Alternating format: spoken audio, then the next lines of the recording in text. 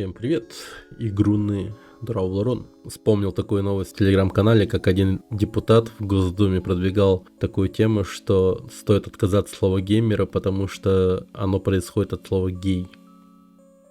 Ближе к концу года душа требует какой-то вот снежной игры. Так, чтобы еще и с новогодним настроением это все происходило. Этот год не стал исключением, 2023. Прошел я Макса Пейна первого, Мафию первую и вторую. Ну и потом такой подумал и вспомнил про Lost Planet. Данную игру я в свое время не проходил, но пытался в нее играть. Комп не вытянул, и он просто был забыт. Вот в 2023 году я прошел его, да, вот в декабре.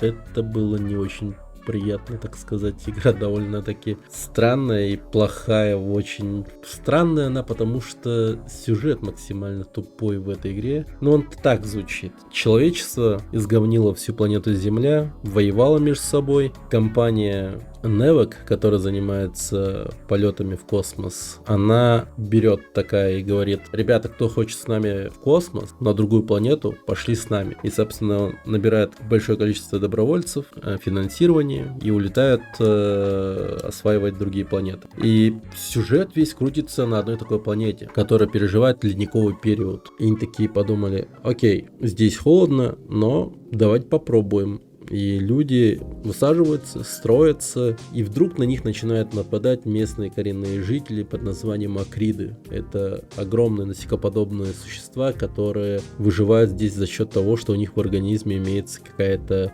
субстанция, Т-энергия, которая сохраняет у них тепло. И, собственно, данная вот Т-энергия была причиной того, что вот данные люди просто не взяли и не улетели нахер с этой планеты. Довольно-таки ценный источник энергии, который давал тепло и, собственно, питал машины и все такое, короче. 150 лет они воюют с этими насекомыми. В определенный момент эта компания Nevec такая говорит: ну его нахер, мы улетаем в жопу эту планету, с этими акридами вообще невозможно, короче. Но какая-то часть людей остается на планете, и они называются снежными пиратами. И они стараются отвоевать данную планету у акридов и, в общем, как-то попытаться жить дальше на этой планете. Спустя какое-то время компания Nevec такая замечает, что эти люди до сих пор живы, и такие: нифига себе, ну там походу реально вполне себе можно жить, и возвращаются на планету Земля и принимают вторую попытку отвоевать планету. И наш главный герой из этой, видимо, компании, его отец тоже, и в одной такой вот вылазке, где они воевали с каким-то акридом, его отец умирает, а сам главный герой на боевой машине отлетает куда-то и теряет память. Потом просыпается среди снежных пиратов, и они такие: ты кто такой? А он такой: я не помню. И ну, будешь с нами тогда. И, собственно, проходит сколько-то месяцев, он уже типа к их быту привыкает, и потом, конечно же, по сюжету он вспоминает, что там у меня батя был, туда-сюда, короче, в общем, игра такая довольно-таки странная во всем этом. Что-нибудь интересное? Минутку. Сначала надо взломать пароль. А он хакер, он сможет. Получается. Блин, Это займет время. придурок говна. Nevec. Юрий, Нет, ничего. А если бы там написано было бы Ладно, Apple? пробуй живее. Apple. Может найти зеленый глаз. Вейн, Вейн? Или Xiaomi.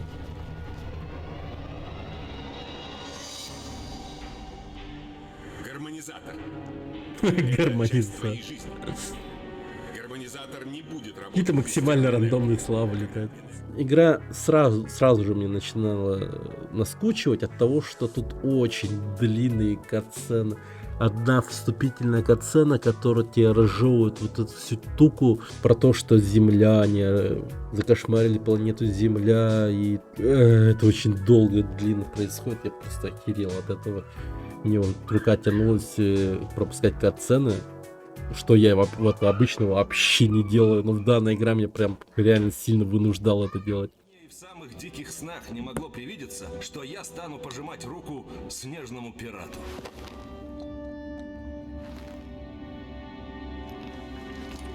Ну это вообще, я не знаю. Чё это за чел с такой охуенной жопой? Это что за чувак вообще? Я настолько Что там с не маршрутом, понимаю который нам дал Джо? Годится. сюжет, что вообще Отлично. охереваю Пора реально. вызволять нашего старого друга Юрия. И дальше сюжетно, короче, получается ж так, что типа якобы все не так просто. Среди снежных пиратов оказывается чел по имени Юрий, а он типа ученый, он также из Невека, он как двойной агент. Он придумал способ терраформировать планету, то есть озеленить его, чтобы вот не было ледникового периода, а также сам Невек уже имеет технологию терраформации, но эта терраформация уничтожит все живое на планете Земля, но в конечном итоге Земля все равно станет зеленой, и потом Земля, ну точнее, потом как бы, ну, жизнь все равно появится, как бы то ни было. И как бы оба варианта хороши, но разве что у Юрия проблема в том, что вот эти вот акриды, насекомые, они все равно останутся и будут представлять угрозу. А у Невека она как будто бы хорошая, типа, потому что помимо всего прочего, они еще и предлагали всем снежным пиратам и главному герою эвакуироваться с планеты на момент терраформирования. А главный герой вместе с остальными снежными пиратами, или кто они там, я без понятия, они такие типа: нет, мы будем воевать, мы будем убивать вас, потому что мы не прогнемся под чужой план, и все. Блин, какой кошмар. И там есть девушка, которая одета не по погоде, просто вот такая японская игра, просто кошмара. И концовка вот это вот просто офигеть. Как бы все идет к тому, что будет какой-то ласт-файт с каким-то чуваком, и среди главных злодеев там есть чел по имени Бандера. Я сейчас не шучу.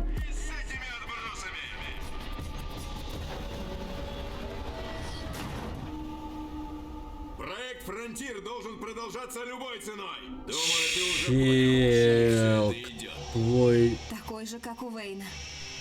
причесонный это вообще.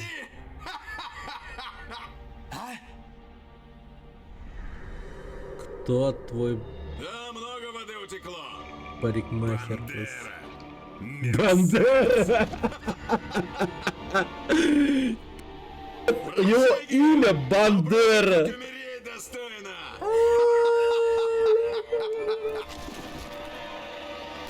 Бандера! Бандера! Бандера. Я тебя убью. Боже мой. И какой-то чувак, который похож на Хидео Кодзиму. Вы убили моего отца. Твоего отца? Я? И во время сражения с Бандерой Юрий пожертвовал своей жизнью просто, чтобы умереть. Нашла Юрия. Мы нашли его. Мы нашли его, но... Вейн, Он давай замерз? сюда. Быстрее! Только я могу его согреть. Вейн! Вы нашли Юрия? Я туда и направляюсь. Давай живее. А ты как? Ведь это его отец. Мы тут порылись и накопали кое-что интересное. Ты был прав. А это кто? Невек просто использовал Ивана. Ясно. Юрий Иван. Скоро подойдут подкрепления. Идем Страдают русские Нет, я останусь здесь, чтобы от рук выиграть вам время. таких злодеев, как Бандера. Игра 2007 сюда. Я года. рассчитываю на тебя. Или даже 2006. Офигеть можно. Передает какой-то маячок, какой-то апгрейд устройства главному герою. С помощью него он сможет раскрыть весь потенциал боевой машины, на котором он находится, и, соответственно, дать бой финальному боссу. Согрейте его на... Все. Он его получил? Ты имеешь в виду это?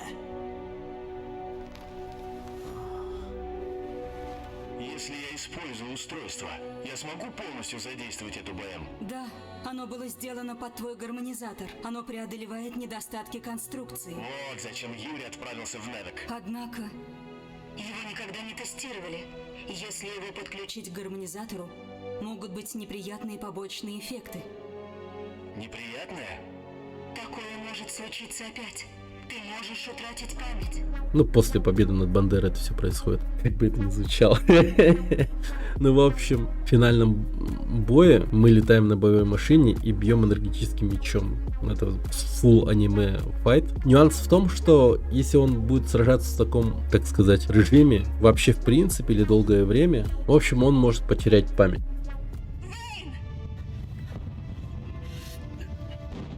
Да что с ним не так-то, господи? Пожалуйста. Я вот типа реально не понимаю, в чем беда. Я лишь вижу, как он превозмогает желание насрать в штаны, как будто бы. Но не более того. Так. Нельзя, чтобы все кончилось так.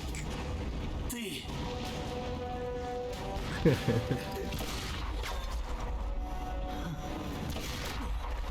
А что тебе, сука, мешало это, ну, застрелить его из боевой машины на...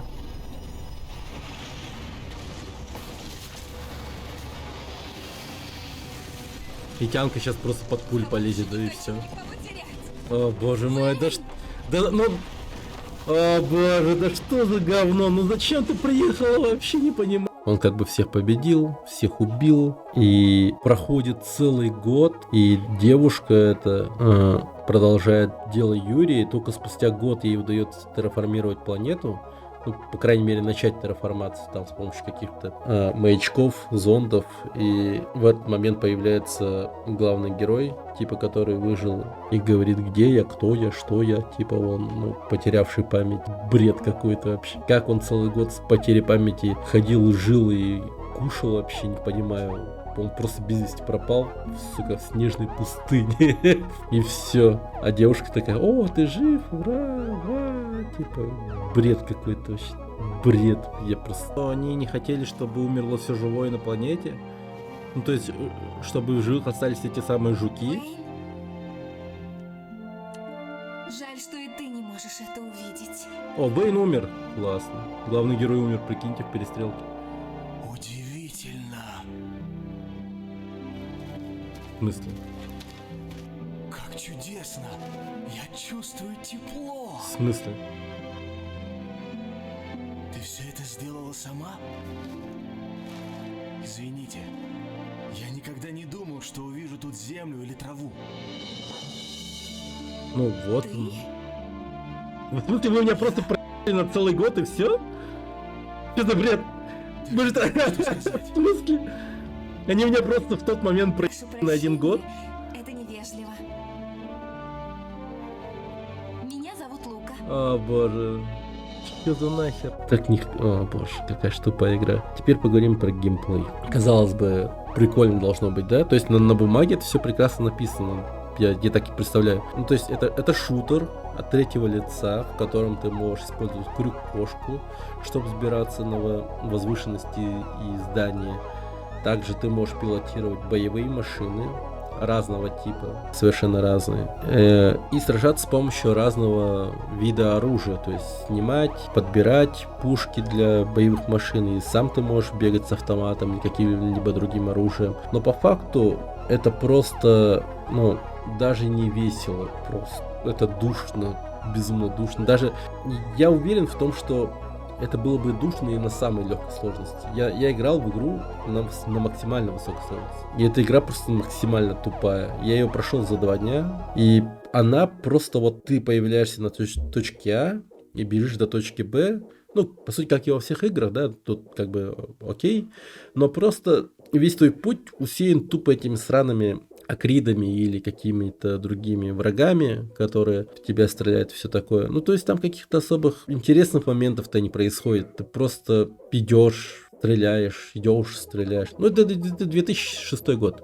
Это 2006 год.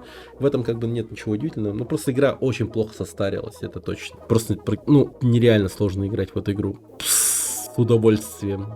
Я знаю, что в этой игре есть свой пласт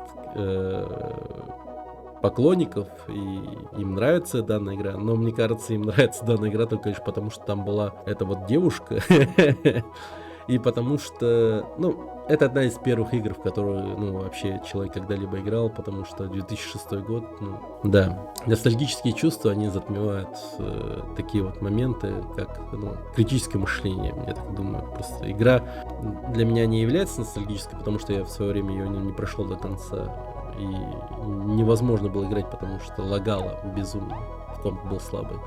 Но сейчас, конечно, поиграл и так прям офигел с этой игры. Она такая странная довольно-таки. Окей, в общем, хочу сказать, что данная игра вполне себе, ну, как бы вдохновляет, хотя бы за счет того, что я просто представляю, как Джун Такеучи создал вот на тот момент такую вот игру, да, и чем он занимается типа сейчас. Он, в принципе, занимается сейчас такими прям хорошими играми, как Обители Зла. Он непосредственно занимается их продюсированием, там является типа главным чуть ли не геймдизайнером, да. То есть Обитель Зла, вот деревня и ремейк, 4-я часть. Довольно-таки хорошие игры, и там еще какие-то другие проекты там были. Я еще постараюсь тут как-то поставить туда-сюда. И это круто, то, что от такой игры человек пришел к таким вот, ну, другим играм, да, и стал доверенным лицом Capcom, который ведет такие, ну, довольно-таки хорошие проекты, главные проекты компании. И да, как бы, поминая, к примеру, те же The Day Before, да, или какие-либо еще другие проекты, которые были или казались плохими и провальными. Возможно, это вот лишь начало пути тех или иных людей, которые потом в будущем сделают просто, ну, умопомрачительные игры, я надеюсь. Да, я надеюсь, что так. И как бы хотелось бы сказать с Новым годом, да, с 2024 годом. Ну, я вот, по идее, вот новогодняя шапка имеется, хотел его одеть, но мне в комнате жарко, и как-то это, айка. Ну, тут у меня еще камин. Это искусственный камин, он просто прикольно выглядит. Решил поставить. В общем, если у Джуна Такеучи получилось, то и у каждого может получиться, я так считаю. Не то чтобы Джун Такеучи был совсем уж каким-то бездарностью, я никак не принижаю его работы и там прочее. Просто это говорит о том, что человек вот настолько может хорошо развиться и быть специалистом своего дела, если не опускать руки и просто дальше делать то, что ты делаешь, и то, что тебе нравится. И это вот прям, ну, как-то вдохновляет, я бы сказал. Ну, на этом все. Всем спасибо, кто смотрел данное видео. И, наконец-то, я смогу избавиться от огромного количества материалов по Lost Planet и приступить уже к другим играм. Есть множество прекрасных игр. И если вы хотите мне что-то порекомендовать, на что обратить внимание, какую игру обозреть, то пишите в комментариях, ставьте лайки, подписывайтесь. И всем пока. Был рад вас видеть и рассказать про вам сегодня это. Всем пока.